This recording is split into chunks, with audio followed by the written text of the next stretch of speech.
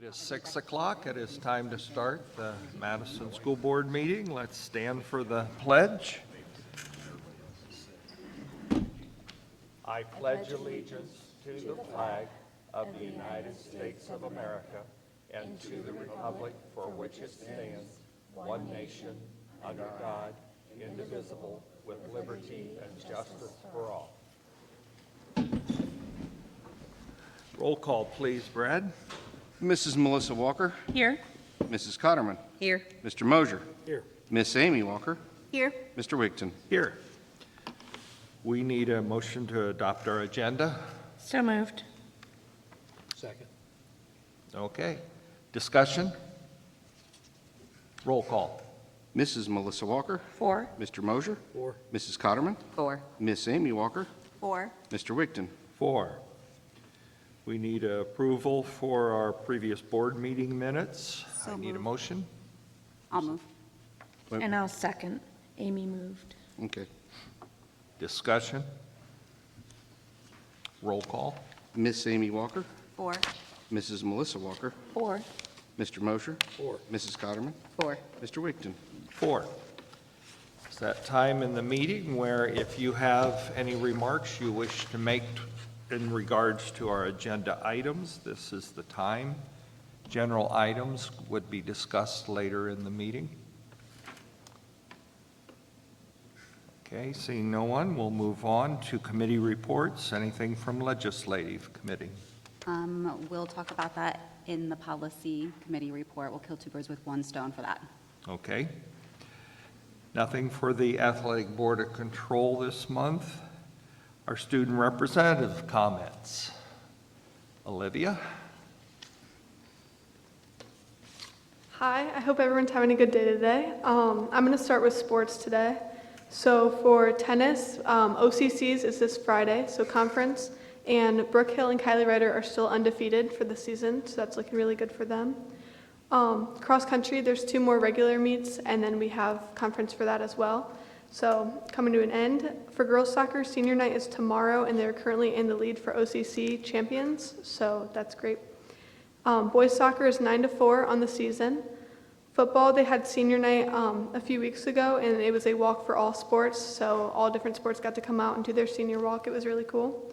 Golf, they placed 4th for OCC, and Joshua Atwell tied for 2nd place overall, which was really great. The band and cheerleaders and Ramettes are all working on a new performance for the halftime show right now, so that's really interesting. And then school-wise, the Career Tech kickoff happened 2 weeks ago, and there was a lot of positive feedback with that. It was pretty successful. There was like a bounce house, and they did food and different games and stuff, and I heard it turned out really well. There was the color run for the middle school track team to raise money for new uniforms. There was a really good turnout. A lot of people had fun. There were some great pictures. Student council was in charge of parking spots, so selling parking spots to juniors and seniors that wanted to paint their own spot and make it creative. And there was a lot of people that signed up to do that. Homecoming is Saturday the 8th, so 2 weeks from now, and there's been a lot of decoration, lots of prep. We picked the theme, court was voted on, and then next week is Spirit Week, so we all get to dress up for school. It's lots of fun. And then there's a lot of clubs starting up lately, just now that school's up and running. There's History Club, Spanish Club, Writers Club, Drama Club, and a lot of different ones, so there's a ton. But that's pretty much all I have. Thank you. Thank you, Olivia. Facilities report.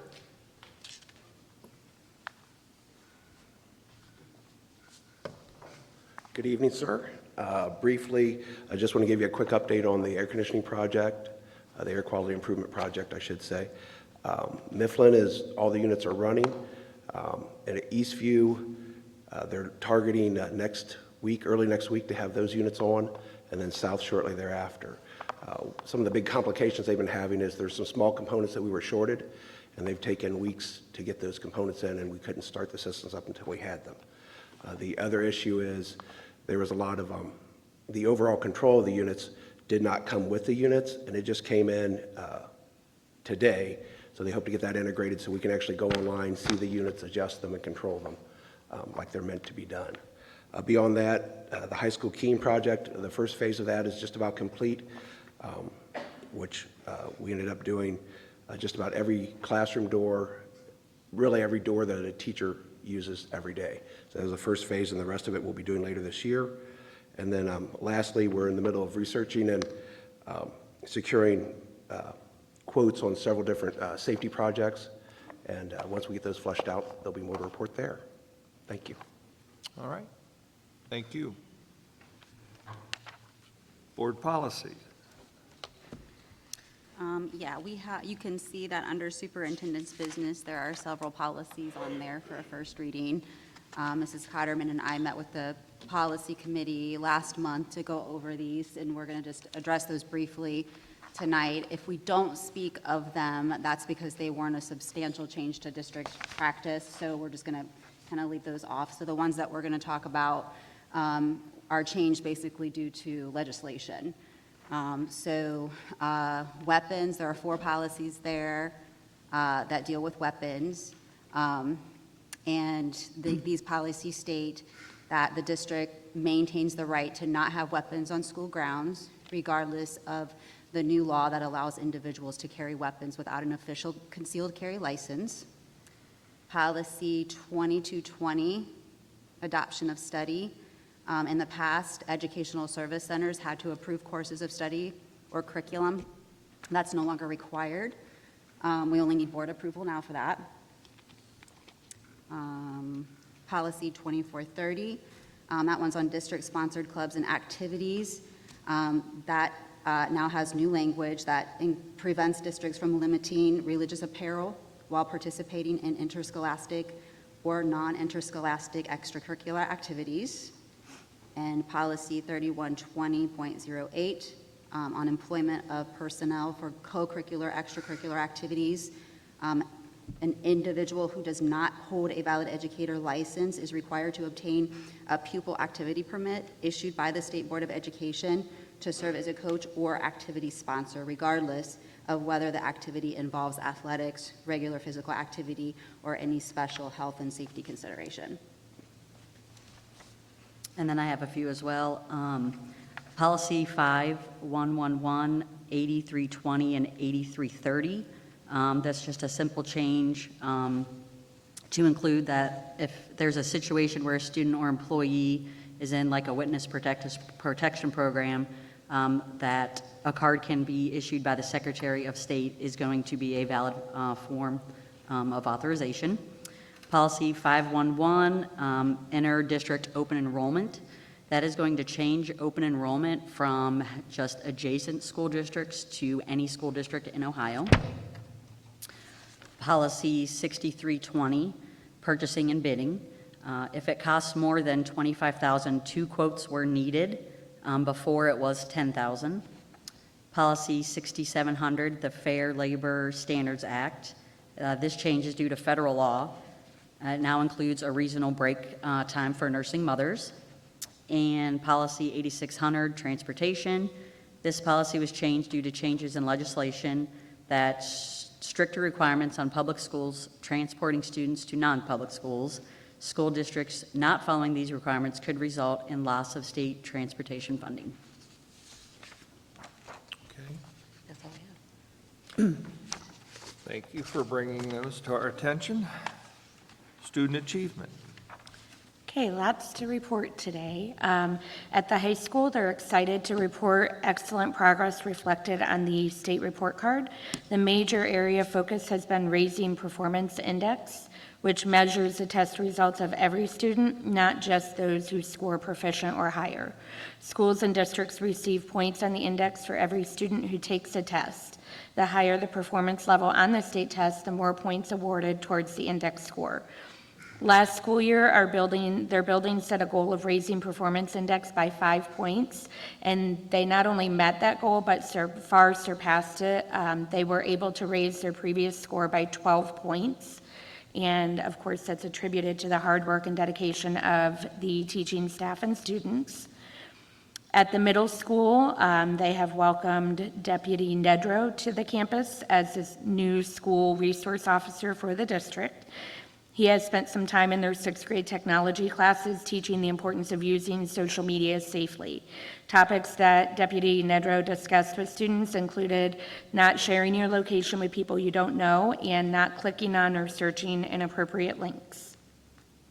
This month, the Ohio Department of Education released the 2021-2022 District and Building Report Cards. As a result of House Bill 82, a new rating system of stars rather than an A through F letter grade was implemented. Among the different accomplishments noted on the report card, the middle school achieved 5 out of 5 stars on gap closing. This indicates that the middle school significantly exceeded state standards in closing educational gaps for students. A special thanks to Mansfield Church of God for providing the staff with gourmet donuts and coffee after the staff meeting this month as an encouragement to help celebrate the accomplishments. They have begun an after-school tutoring program this month. Teachers meet with students after or before school to offer additional support, to provide support and stretch for different groups of students. Additionally, students can attend after school on Tuesdays and Wednesdays to receive homework help if needed. And as they look to the rest of the year, the middle school will continue to work towards building goal established by their building leadership team this month. Show growth through student achievement. This aligns with the strategic planning goal statement of student learning and support and represents the importance of showing a year's worth of growth for a year's worth of teaching for all students. At Mifflin, with the official issue of the school report cards from the Ohio Department of Education, Mifflin has been awarded 5 out of 5 stars in both achievement and progress. Achievement is measured by how students perform on state testing, where progress at the elementary level measures the level of growth in ELA and math for individual students on state testing. They were also re-awarded bronze status by the State Support Team 7 for their building-wide PBIS initiatives. Students have completed fall diagnostic assessments, and the school is currently working on increasing a love of literacy through the One Book, One School program that was made possible through the grant that was awarded at the beginning of the school year. At Eastview, they just got started with their student leadership roles. They have students that applied for and received roles such as medic, flag raiser, playground equipment team, meteorologist, mission statement reader, menu reader, and the Eastview in Action Student Council team. They're excited to see the student leaders do their part to help Eastview run smoothly. Students are also working hard in the classroom to earn class dojo points for positive behavior. Students who earn 80% of their dojo points will get to see Jungle Terry in October for the first PBIS event, so they're off to a great start. And last but not least, Madison South received bronze status for their PBIS program, so they are celebrating that this week with snow cones. I believe I saw they did that today, with snow cones for staff and students. And a shout out to Jace Clark, who won their Madison Spirit Day and received 2 tickets to the high school football game. And they want to give a big thank you to some of the high school football players and cheerleaders for coming down and visiting with the kids and presenting the tickets. Thank you. Superintendent's update. And regarding that snow cone thing today out at South, I got accused of only showing up over there because they were having snow cones today, so. Shoe fit? No, I didn't even get invited. I didn't know it was happening, so. Anyway, just a couple updates regarding the strategic plan. Our action plan teams have been meeting really since May to update their each goal action plan, and they have those completed.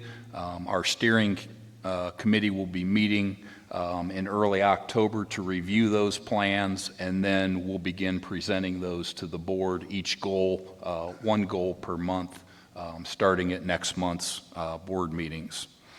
As far as you heard a lot from Mrs. Walker's report about the report card and the individual buildings, I just want to share with you our district results, and you have a copy of that in your folders. We are very proud of our results. No, they are not where we'd like them to be. Of course, we'd like to have 5 stars in everything, but considering the pandemic and other things that have been going on the past couple years, we're very proud of the results that we received and how our students performed. Our teachers, our non-teaching staff and administration, parents and kids all working together to do what I think is very well. Looking at achievement, and basically achievement measures how our students performed on the state tests, on all state tests.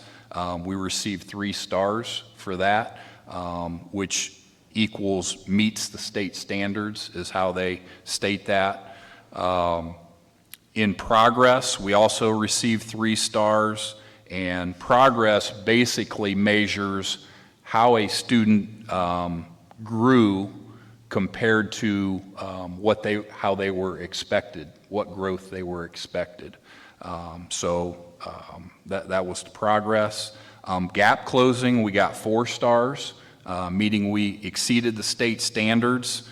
And gap closing measures student performance and growth by subgroups. And by subgroups, I mean economically disadvantaged.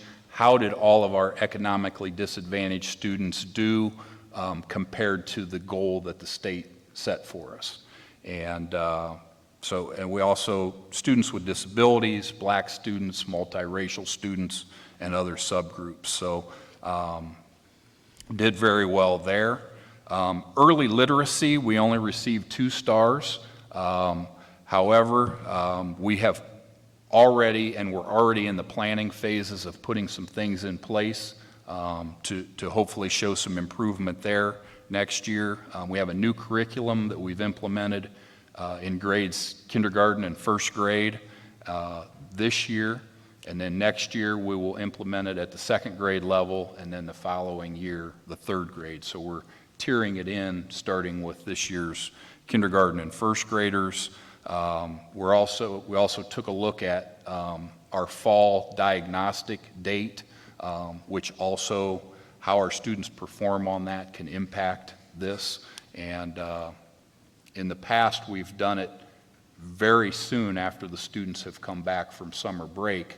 And we all know there's that summer slide there. So I don't know what the deadline is, but you can there's a deadline for how late you can do it.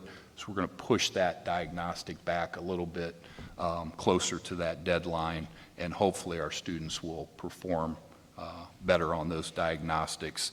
And then we also noticed there was a couple other districts in Richland County who got 4 stars in this area, so we're going to reach out to them, see maybe if they're doing some things that we aren't that might help us with our students. This would also reflect the pandemic shutdown too, wouldn't it? It does, but when you compare us with other districts, got 4 stars. So Yeah. we don't want to make excuses. This is something that we want to work on, and we are working on it, and we want to improve. So, and then lastly, our graduation. The graduation component, we received 4 stars, which means exceeding the state standards. This measures 4-year graduation rate and 5-year graduation rate combined, and this is always 1 year behind. So this report card reflects the 4-year graduation rate of not the class of 2022 that just graduated, but the class of 2021, and then the 5-year graduation rate of the class of 20. But I will say we were at 95.5% in both of those approximately, but we have trended upward. I look back at our trend, and we have been trending upward since 2017 with our graduation rate. So very proud of that as well. And I think that graduation rate is a true reflection of everything that goes on in our district from pre-K all the way up through graduation, because students don't graduate if we're not getting it done at all grade levels. So very proud of that and think that's a good reflection of what's going on in our district. That's it. Okay. Next, we have presentations. Mr. Conway and Mr. Rickert.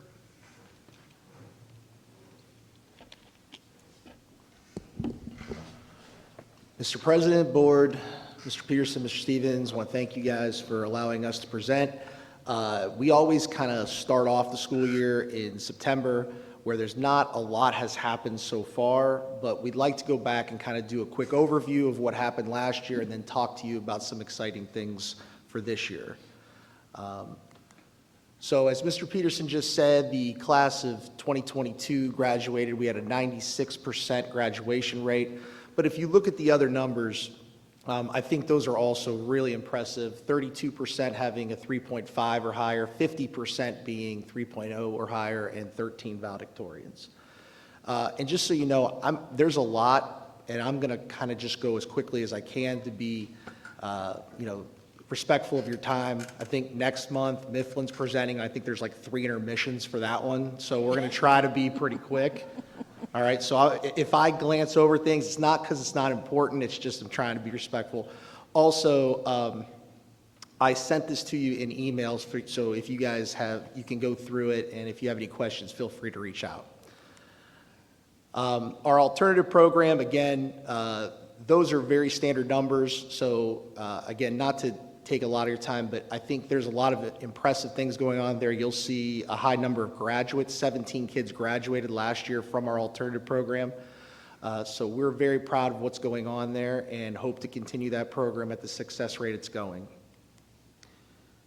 Mary Madison Christmas, I know you are all very familiar with this program. It's been extremely impactful to the Madison community. It's something headed up by Miss North and Miss Burden in the high school. They do a wonderful job, and you can see all the different people who adopted families, and you can see 12 families and 37 children were provided Christmas from those people. This next group is, again, just more of the community giving back, everything from OCC leadership to some of our classes. Our counseling department led the Stuff the Snowman. So all of these things were to raise money or to provide, provide Christmas for those 12 families. So again, and I apologize if I'm going quick. Some of the ways we honored achievement, one is always the honors breakfast, where we recognize students who got all A's and B's, and then those scholar athletes. Obviously for the athletes, the number will based on how many sports are available during the fall, the winter, and the spring. So in the winter, we have a lot less sports, therefore you're going to have less scholar athletes. But again, if you can see in the fall having 158 kids with all A's, that's a great number. 152 scholar athletes. So very proud of all of those students.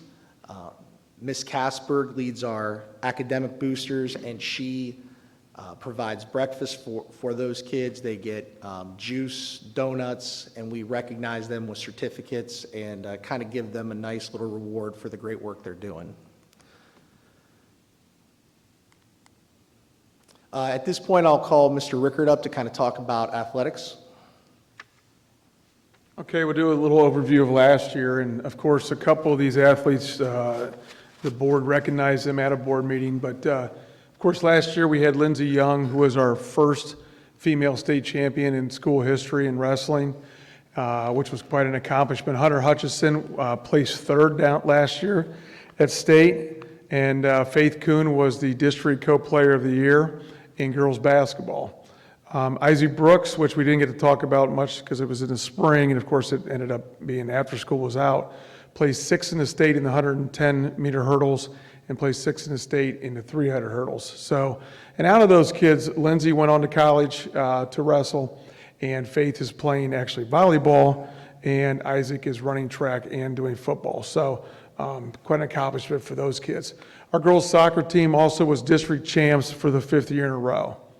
I want to talk a little bit about athletics right now, but Olivia kind of stole my thunder and said almost everything I was going to say. So just to add on to what Olivia said, tomorrow night's a big game for our girls soccer team. They are playing New Philadelphia, which is, of course, is a new member to our league. Whoever wins that game is going to win the OCC championship, probably. We have one game to go, and so do they, but both the teams we play, both those teams should win. So tomorrow's a very big game for that. They've got a nice club. They've got a girl going to Marshall and a girl going to Louisville, so they've been a nice addition to our league in a lot of our sports. I want to just recognize, she talked a little bit about our boys soccer team with a big win last night in the last 50 seconds. Again, that was over New Philadelphia. And I guess the encouraging thing is, of course, two of our board members' children are two of our leading scorers. And with Randy Jamison, Joey Walker, Julius Walker, all being freshmen and leading our team in goals along with Caleb Prosser, that's something really to look forward to for our boys soccer team. And of course, they are also 9-4. And she talked about Josh Atwell shooting a 79 the other day at the OCCs, which we finished 4th at the last OCC event. Of course, she talked a little bit about tennis. Girls tennis team has been fantastic. They're 10-7, but she did talk about Brooke Hill and Kylie Ryder being 17-0 as the first doubles team. And they, of course, the OCC is Friday for them down at Mount Vernon, so we're looking forward to that. Volleyball is getting better. Got a big win the other night against West Holmes here in 5 sets, and it was a team that we lost to in 3 sets over at their place, so that was a nice accomplishment for them. So, things are looking up. I think we've been really encouraged. Our gates have been fantastic for football and for soccer.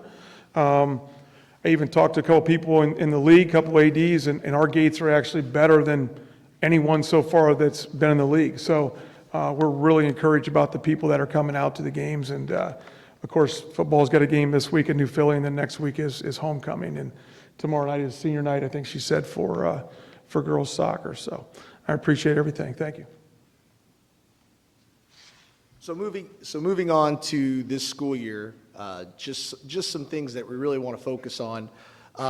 One is I think the biggest challenge for every school was hiring.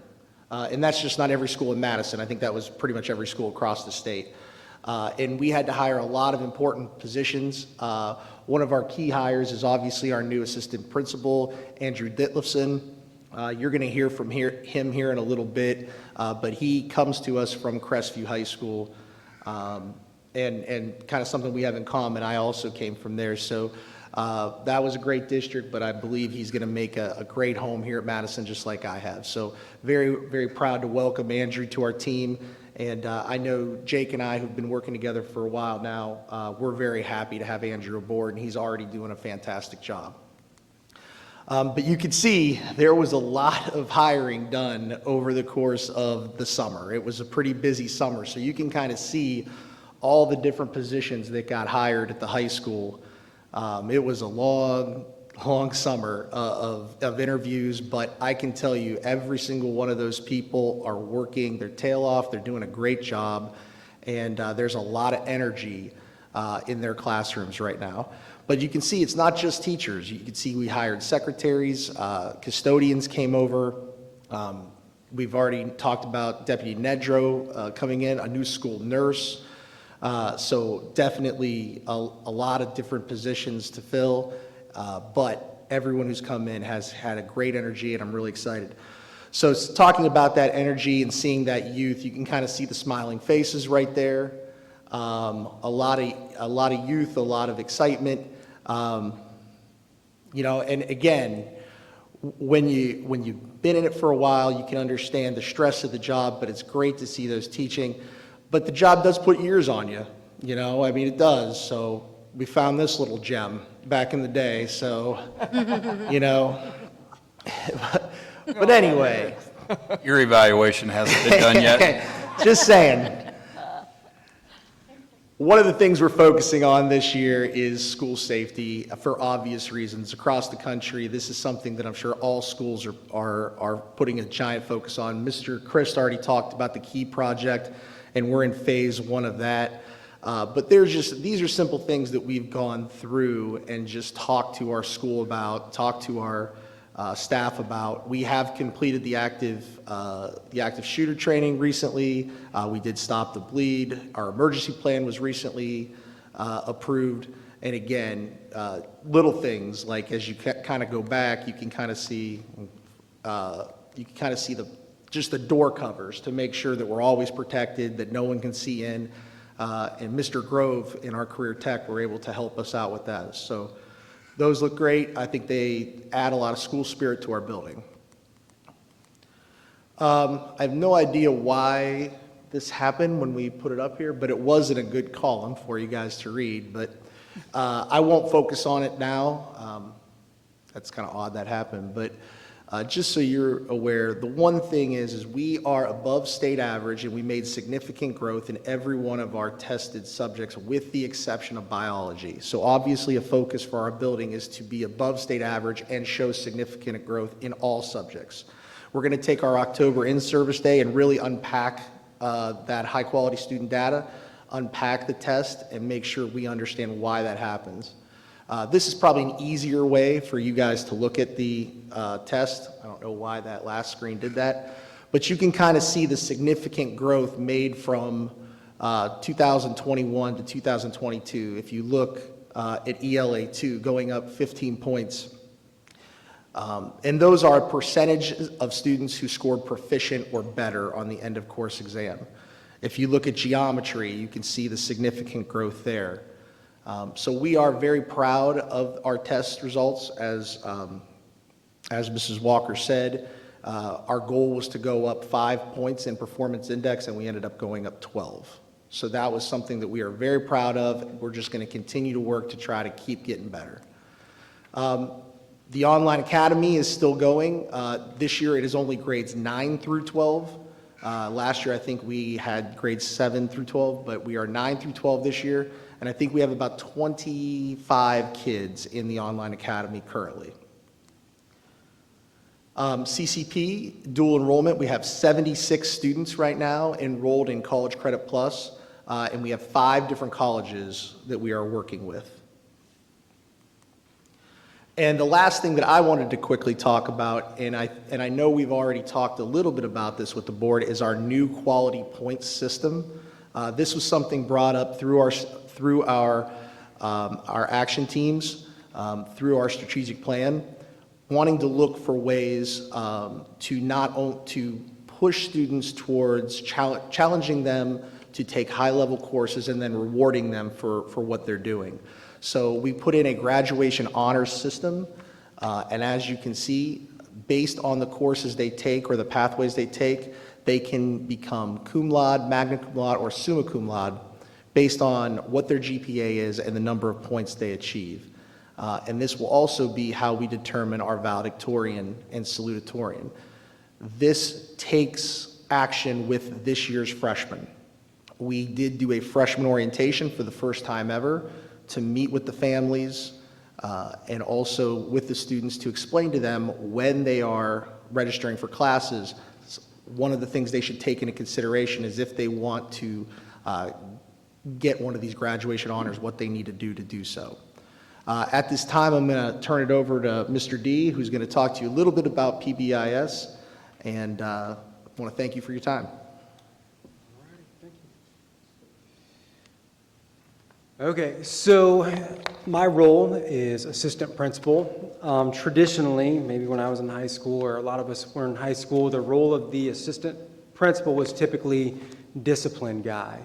A more here and now, 2022, job description would be PBIS, positive behavior intervention and support. So yeah, I'm in charge of the student accountability, which often looks like assigning traditional consequences, whether that might be, after school detention, in school detention, sometimes even suspensions are even appropriate.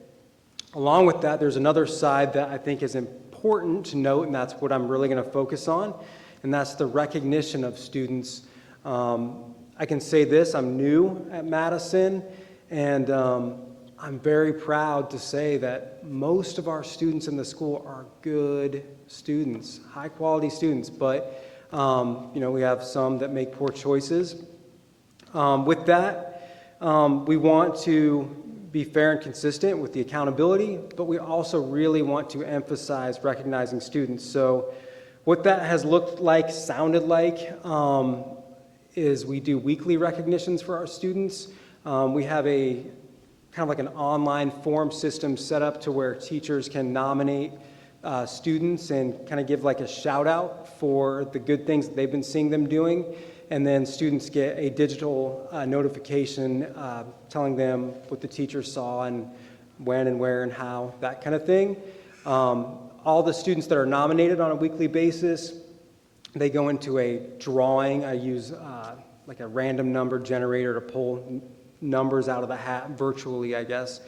And then we do prizes for the winners. So that has looked like t-shirts, pizza gift cards, that kind of thing. And then some of our recent donors were the Mansfield Reformatory. So we're not sending students to jail for the good things they're doing, but it's actually the fun kind of Shawshank, historical museum part of it. And the trampoline park Altitude in Ontario, they donated some passes and gift cards recently too. So it's been cool to use the student recognition as a way for me to kind of get out in the community and get to know local businesses, that kind of thing, and build those partnerships along the way. Another thing I can say is one thing that we're doing that I'm proud of, that we're all proud of, is if and when we do have to assign those traditional consequences, suspensions, in-school detention, that kind of thing, we are really doing our best to couple those consequences with the social emotional support system. So we have great people on staff, which is amazing that we have people like Herb Ross that can come alongside students and do the life coaching that they so much need in order to change that trajectory that they're on. I'll talk a little bit about academic assist. That's on my to-do list. So here's my thoughts on academic assist.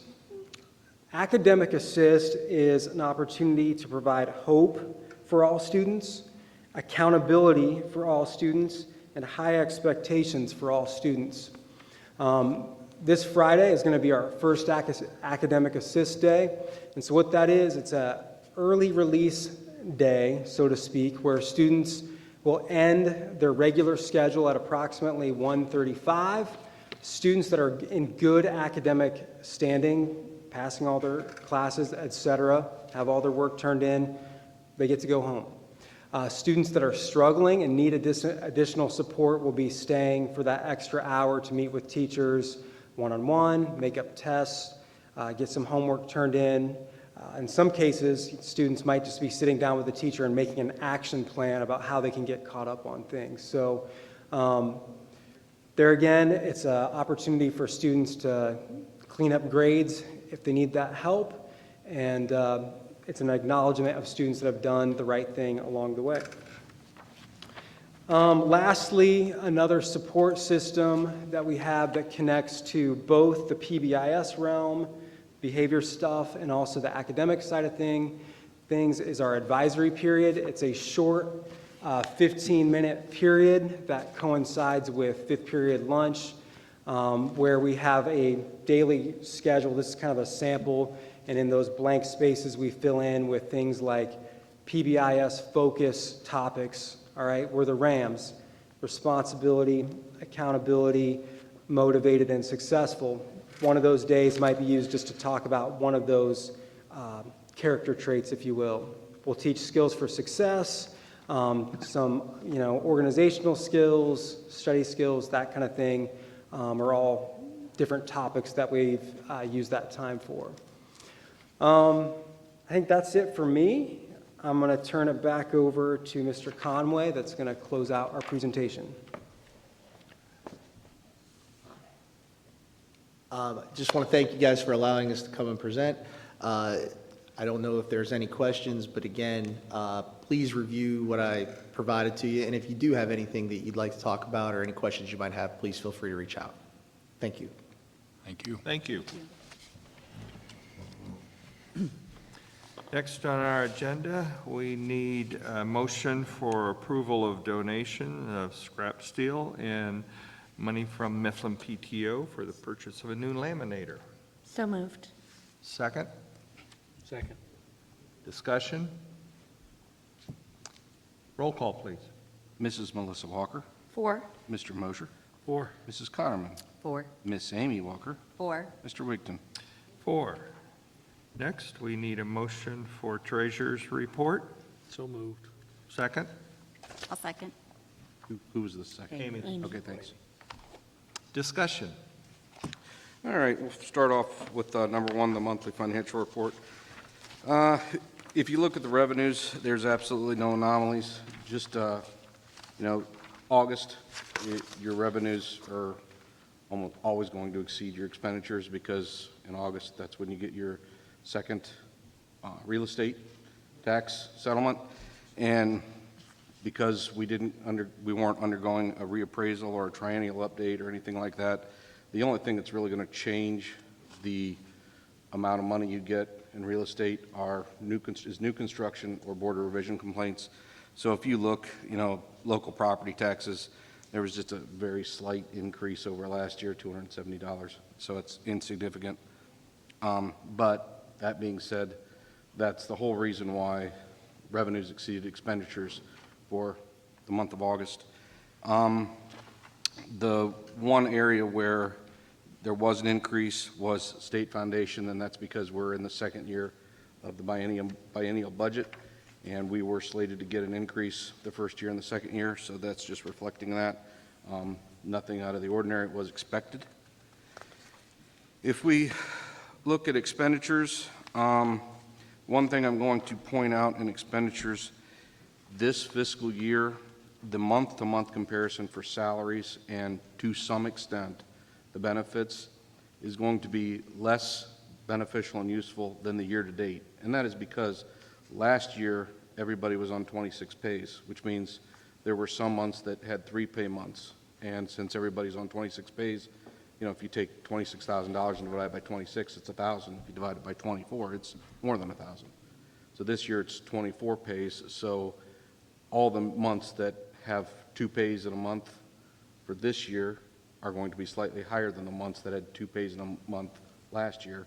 And then the months that have 2 pays in the month this year that last year would have had 3, which there's a couple of them, it's going to be significantly lower. So that's why in the little narrative I pointed out what you really want to look at, especially for revenues, is the year-over-year comparison and change. The month-over-month just for this fiscal year is going to be skewed slightly because of that. Back to expenditures, we're still spending 80% or more on salaries and benefits, which is what the trend has been. If the next page is just the bank reconciliation, which shows we balanced, but I do want to point out on the district profile snapshot, the last page, when I discussed this originally, when I presented this, I told you things would change periodically. Since this specific one, we're talking about real estate revenue, I decided to put on the right-hand column the tax, total property tax per pupil. Now, I want you to keep in mind there are several components or variables that affect that, like the enrollment and valuation and our millage rates. But if you look at the 9 districts in the county, there are 6 of them that have a higher property tax per pupil coming in than what we get. But it's just a tool to measure, and since I talked about real estate in the revenues, I wanted to put that in there. And then the bottom, I just broke out where our expenditures are because on the left-hand column I have total operating expenditures per pupil. That little chart in the right-hand column kind of breaks out where those operating expenditures go. So that was the monthly financial report, number 1. Are there any questions before I move on to the appropriations or activity budgets? Okay, number 2, permanent appropriations. This is basically just the annual budget. In July, you passed temporary appropriations, what that is just the budget based on half of last year's expenditures, just enough to get us started. July and August, and the first half of September, I work with all the administrators, all the directors, and they give me their budgets. What are they going to spend for the year? What do they plan on spending? Prior to doing that, Mr. Peterson and I met and went through, here's how much they have spent over the last 3 years. What do we anticipate we should, allow for increases?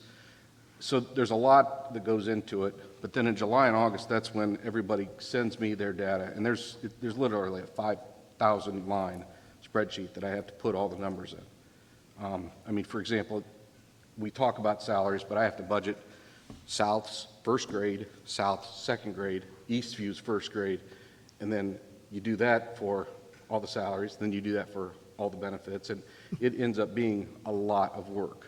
But that breaks down then to how much do we have for the funds, general fund, bond fund, permanent improvement, or I shouldn't say permanent improvement, it's maintenance fund actually. Student activities, and then that gets what I send to the county auditor in September as the permanent appropriations.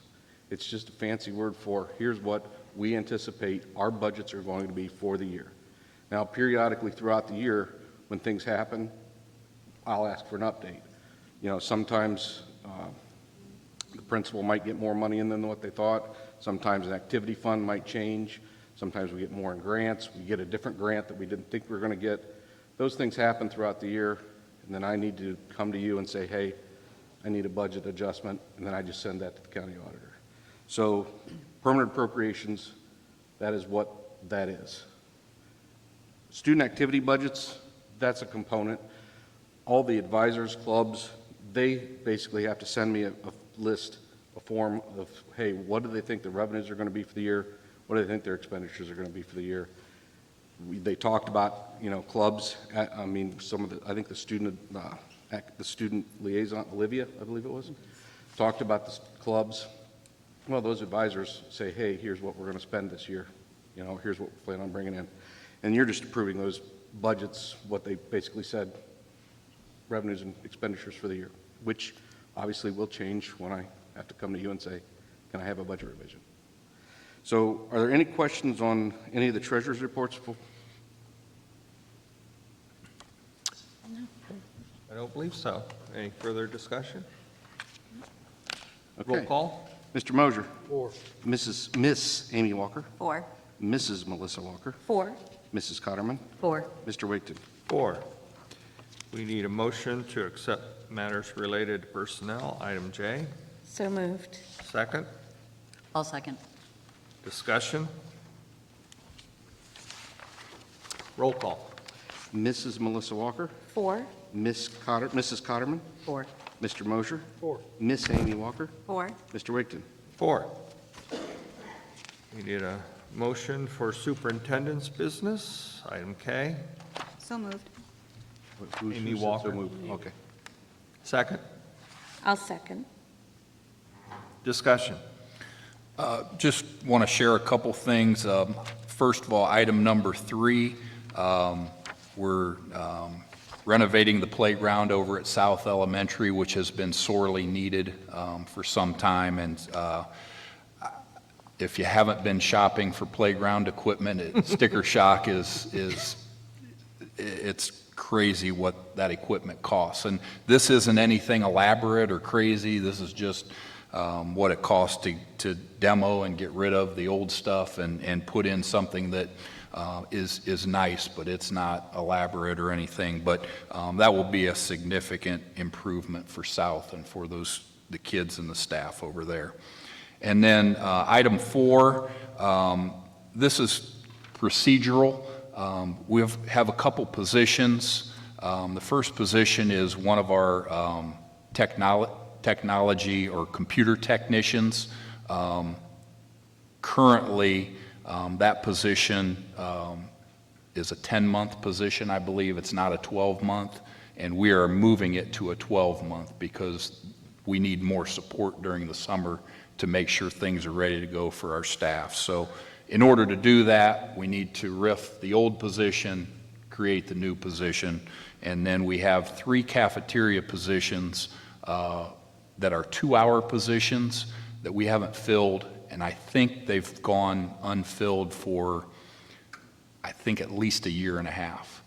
So what we're doing is taking those positions and moving them from 2 hours to 4 hours in hopes that we can get those filled and get some more help in our kitchens in this building, the high school, and south. So it's really a procedural thing. It's not something where we're going to cut a bunch of positions. Any other discussion? Roll call? Miss Amy Walker, 4. Mrs. Melissa Walker, 4. Mr. Mosier, 4. Mrs. Cotterman, 4. Mr. Wigton. 4. And this is our last chance for anyone to speak to the board. Okay. A point of information there on number 2 under President's Business. We will be having our December board meeting on December 14th, which is a Wednesday, due to Christmas break for everyone. So at this time, I need a motion to go into executive session for employment evaluations and grievance. So moved. I got you. And I'll second. Thank you. Okay, discussion? Roll call. Mr. Mosier, 4.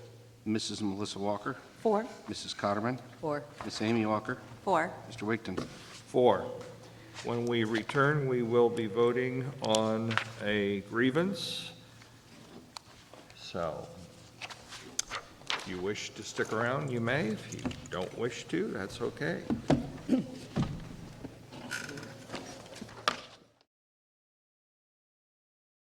Yeah, poor guy.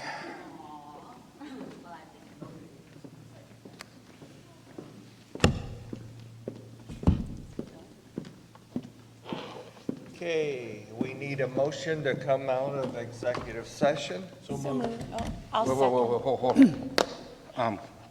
Motion to come out. Doug motioned and I seconded. Who motioned? Doug? Doug. Discussion? Roll call. Mr. Mosier, 4. Mrs. Melissa Walker, 4. Mrs. Cotterman, 4. Mrs. Amy Walker, 4.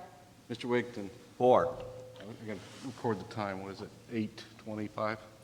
Yes. Okay, now we need a motion to deny the grievance. So moved. A second? I'll second. Go ahead. Okay, so Mr. Mosier first, who seconded it? And, Mrs. Melissa Walker seconded it? Yes. yes. Okay, motion to deny the grievance. Okay, discussion? Roll call. Mr. Mosier, 4. Mrs. Melissa Walker, 4. Mrs. Cotterman, 4. Miss Amy Walker, 4. Mr. Wigton. 4. We need a motion to adjourn. So He moved. motioned, I'll second. Oh, Yeah. We're on. motion We- hogs we are. tonight. We are, sorry. Down there, though. He hears us now. Usually right. people We're don't just late at the end. Like, which one of you? just Discussion? Put it down. Roll call. Mr. Mosier, 4. Mrs. Melissa Walker, 4. Mrs. Cotterman, 4. Miss Amy Walker, 4. Mr. Wigton. 4. Okay.